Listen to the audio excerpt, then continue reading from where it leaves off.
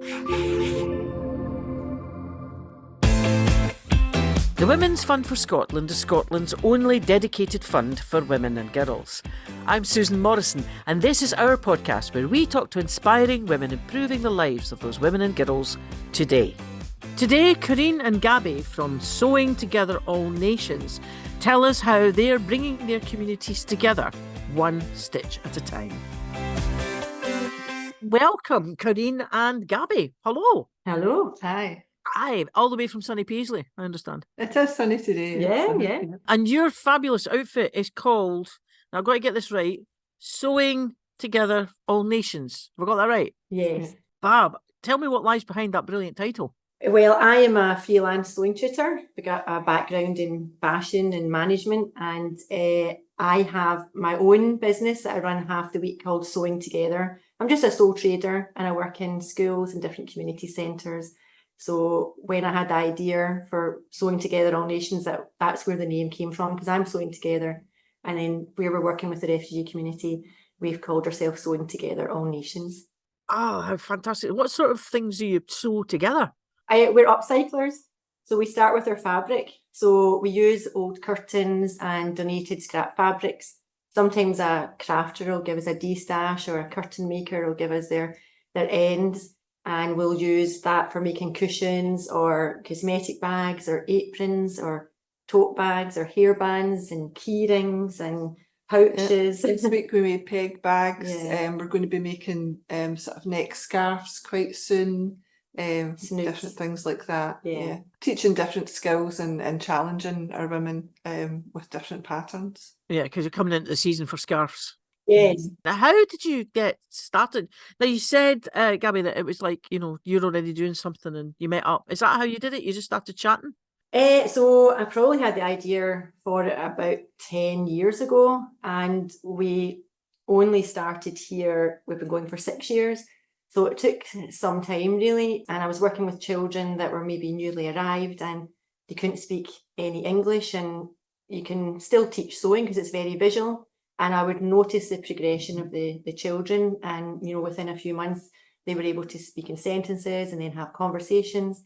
And I knew that their mums were maybe a bit more isolated, and because they were doing a lot of the caring at home and maybe not having the same exposure of being able to meet local people and talk to them. And so I just had this idea, and I kind of tried and failed. No one came. And then I was going to a church in Glasgow, and then I moved to the church we're in just now, Mossvale Community Church. That was around 8 years ago, and that's when I met Corinne and told her about my vision, my kind of idea, and she really got on board with it. So I was a psychiatric nurse for 20 years, but I was working in Ayrshire, commuting from Paisley, and I'd adopted 2 girls, and it was quite a trek in the mornings trying to get them out and then getting to work. So I decided to go self-employed and to do some charity work and use some of my other skills. And so I just had that bit more free time. And I was basing a lot of my work around about the church and working from the church cafe. So I had more free time. So I just felt I like to get behind people. I like to get behind their visions and see them come to reality. So just said to Gabby, well, let's just go for it. Let's try it. Let's get some flyers made up. Let's get some emails sent out and just do it. Yeah, so we did it, and no one came again. Oh, no. You definitely need resilience for this kind of stuff. Anyway, no one came. And then one lady joined us, and she travelled from Edinburgh to Paisley. She was referred by Migrant Help. And she sewed with us, and it was great. It was something I thought, okay, this is the start of something. And then one day, a couple got in touch with us, and they said that they were lost, and they had seen us advertise on Facebook, and they were trying to reach Paisley, and they'd ended up in Govan. And Corinne and I said, well, let's just go and get them.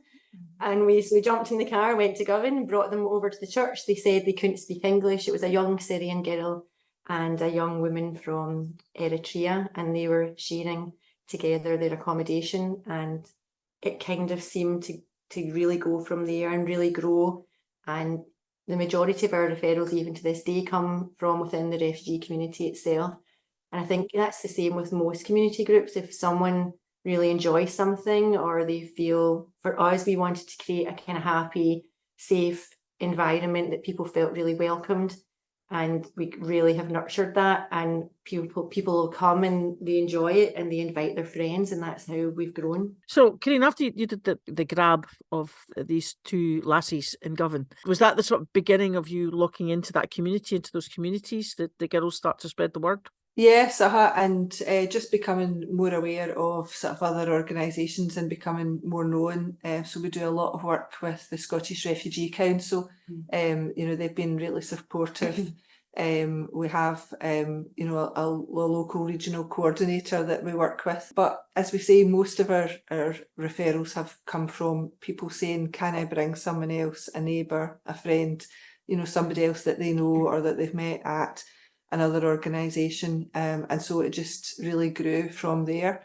And then during COVID, we moved on to our blended model, and we were Gabby was actually driving round people's houses and dropping off sewing projects, and then we were posting a video of how to do it on WhatsApp, and they were sharing photographs of what they had sewn, but also photographs of what their children were doing, what they were cooking, just to keep in touch. And we got more and more referrals, and we doubled in numbers. So by the time we were able to meet again, we had twice the amount of women, and it's just continued to grow from there on. We've worked with over 400 different people this year. Oh, that's spectacular. I mean, you're not just, but you've chosen to work with a very challenging group. I mean, these are usually young women who are pretty traumatized, I would have thought. Do you not find it quite, sad? Yeah, I think there are a lot of sad stories. We don't ask people their stories because when we work with the refugee community is quite a broad umbrella, because there are people who arrived here as refugees and are welcomed here, and they are perhaps like part of a scheme like the Ukrainian welcome. But we also have people who join us that are displaced or trafficked. So there's quite a broad spectrum. And when you are going through the asylum system, you're asked your story a lot by the Home Office or by lawyers. And if you've had a traumatic experience, and you're almost having to relive this all the time because you have to explain the reason that you have had to flee war, violence, domestic servitude, or whatever it is. So when people come here, if people tell their story to us, it's because they want to, and you've built a relationship with them, and it's just a different scenario. It's probably quite empowering that you're choosing to tell someone, not because you have to. But again, there will be lots of people that come along that will never know their story. I think that's marvellous, the fact that you let people come along and they choose themselves whether or not to open up their pasts, which, as you say, usually, especially when it's officialdom, you don't get that choice. But if we just turn to the Women's Fund for Scotland for a wee minute, you got some funding. What did it let you do? What did it let you carry out? So the funding was for our creative workshops, our women's sewing group, and all of the money has been spent on materials. So as I say, we're upcyclers, so we get a lot of donations of fabric, but we still have to buy threads, we have to buy new bobbins for the machines, we have to buy zips.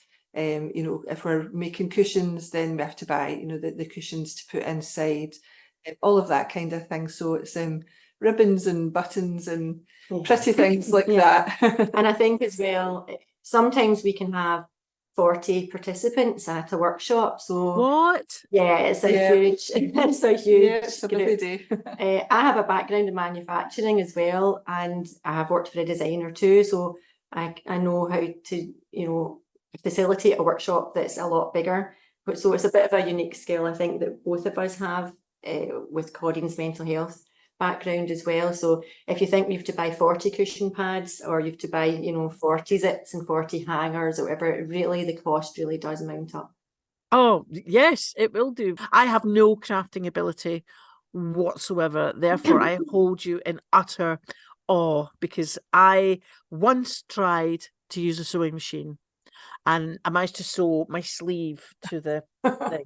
Making a thing is an outcome, but for you, the outcomes must also be the improvement in the women's mental health. You must see that. Do you see that?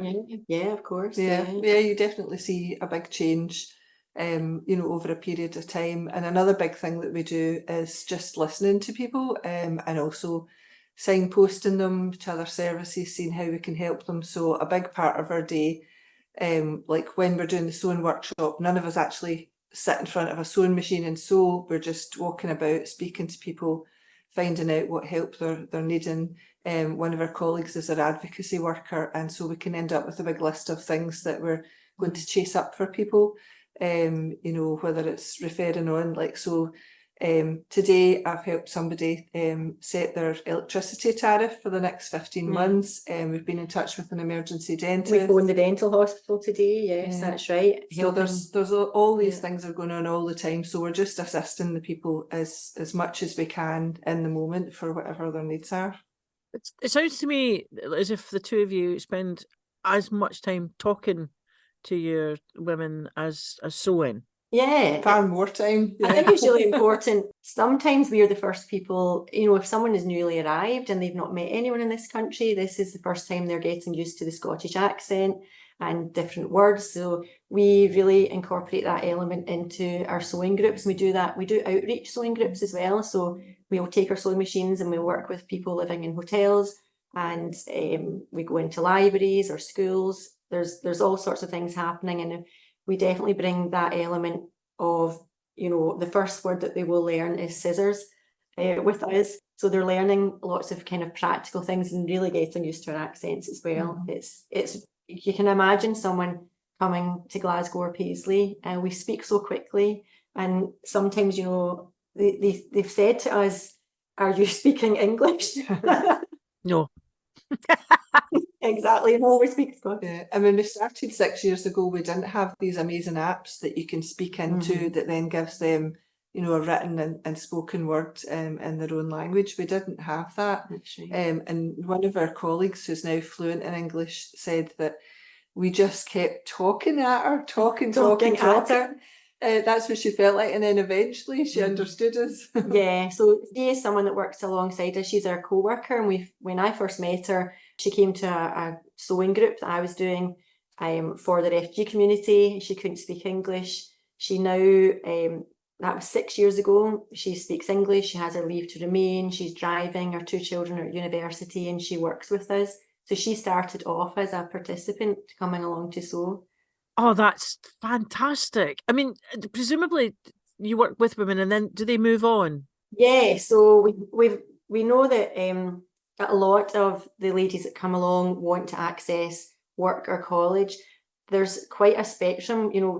We're working with a lady just now who was training. She was in her 3rd year in Afghanistan to become a doctor. However, now that she's here, she can't continue that because she doesn't have the language skills. So we have someone like that, but we also have people who have been here a number of years, but were not literate in their own language. So you don't have the transferable skill of being able to learn our alphabet.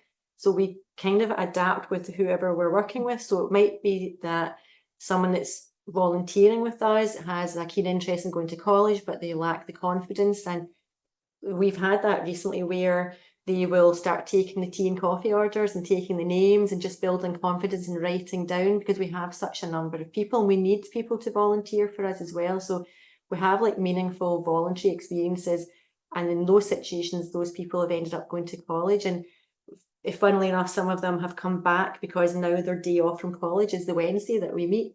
So we still have that. It's not like a course where you're with us for a certain amount of time. The door is always open, so at whatever kind of part of your life you can still come back, and sometimes it might just be for a Christmas event or for something we're doing for Refugee Festival Scotland, or whatever that we could be. It could be that their children are now at an age where they're looking at university, so they might want help with their personal statement or something like that as well, or just making those kind of decisions. So they trust us, and they know that the door's always open. Even in only 6 years, you must have seen the kind of, I don't like the term client base, but you know what I mean, that the women out there who need you. You must have seen a difference even in 6 years about who's out there. Yes, I mean, if you look at even Paisley, so when we started, really at that point, Glasgow was the main reception or receival area for the asylum seeker community. And within the past 2 years, a year and a half, 2 years, It's now Paisley, Renfrewshire and Inverclyde. So we were already working in that area. We have people that were travelling from Glasgow to Renfrewshire that were asylum seekers, and now they're within this area. So actually we are able to kind of respond to that need as well. So yes, you do notice people are moved around a lot as well. Yeah. And there are times when someone will start off in Paisley locally and then they're moved.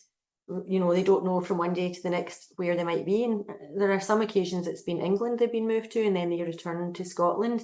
It's just really at the, you know, decision of the Home Office at that point. Sometimes seems to be a bit of a whim. Just going back to the Women's Fund for Scotland, because there is funding, but there's also support and networking. Did you find that useful as well? We're still quite early on in our journey and having the funding and getting to know all of what's out there. But that's something that we're really keen to do within the hours that we work on the project, is just build up our networks. Because we always find whenever we meet people from another organisation, even if they do something quite different, there's always experience that we've had that we can share with them, and they've always got experience or contacts that they can share with us as well. Particularly when, you know, we're all in a situation where we're all constantly looking for funding for the next 6 months, the next 9 months, for starting different projects, you know, things like that. So it's really always a benefit to get to know everybody else that's out there as well. And then there's other organisations that, you know, we would want to refer our women onto as well, just to broaden their horizons. When you set up an organisation to use sewing, to teach sewing, did you think that you were going to get involved? You mentioned, I'm just taking a note of some of the things that you've done, so I'm just going to read this wee list here. Did you think you'd get involved in phoning an emergency dentist, teaching people how to speak in fluent Paisley, writing letters for university and mentoring people to get back to college? Did you think that you would wind up doing that? Really, we knew that we wanted to create this kind of welcoming environment, but a lot of people start charities. They have an idea, a concept, they get their trustees together and they kind of go for it. For us, we started a community group that grew into a charity. So we are really grassroots. We grew with our group that we're attending, but we knew quite early on that it was something quite special. And so someone was sewing with us, and we were doing our project, and we eat together as well. We have lunch, we have clothing donations and different things like that. And we were just having a conversation just separately, and the lady had said, you know, just out of the blue, I was trafficked, can you help me? That's the sort of thing that rocks you right back, isn't it? I assume that you could help. We tried. Yeah. And there's only so much we can do as well. People are in situations, we can try and get immediate help, and we can signpost. However, there are people that it takes years and years of telling their story and of trying to get that, you know, that recognised leave to remain. So there are some people who've been able to celebrate the fact that they've been recognised and received their leave to remain, and others are continuing through the years. Yeah, some people still really in limbo, and partly part of that was to do with COVID, and you know, everything was paused, and you know, things just still aren't resolved. But people know that we're always here, you know, so that we're always available. I think particularly today, when there's a drive to demonise those who've come here looking for help, I think it's absolutely wonderful that you're reaching out. I mean, my mum always said to me, if you're in any bother, go and ask a Paisley buddy. I'm an interloper. I'm Paisley through and through, so I take that as a great compliment. Yeah. But yes, I think you're right. I think that it kind of boils down to, quite often I think, how would I feel if I was in the circumstances that I had no choice, that I had to leave Scotland and I was in the middle of, you know, Namibia or Afghanistan? How would I get the bus somewhere? How would I know what was happening? You know, where would I go for help? And really, as women, we're all often just trying to do the same things. We're having, you know, similar problems. We're just trying to get through the day sometimes, and there's a lot of commonality that brings us together. I think where we're based, so we're based in a church hall next to a community cafe. The cafe's running while our women are in, and so it means that, you know, the people that frequent the cafe and the local church are getting to understand the needs of these people, and that they all have individual stories, and they all have, you know, their reasons. Nobody would, you know, want to come and live here unless there was something, you know, really driving them on for the better life for themselves or their families, or, you know, for whatever they've been through. And so I you know, we really hope that what we're doing is helping to educate other people round about us and seeing what we're doing. And you know, even though we don't personally share people's individual stories, they start to get a flavour of, you know, what people have been through, and it just changes the mindset, the whole them and us mindset. I just think that what you're doing is just so incredibly wonderful. I love the way you're bringing the world together one stitch at a time. Thanks so much, Corinne and Gabby. Thank you. Thank you. Thank you for joining us and listening to this story. I hope you've been inspired. And if you would like to support the Women's Fund for Scotland, search for us online and listen out for our other podcast episodes.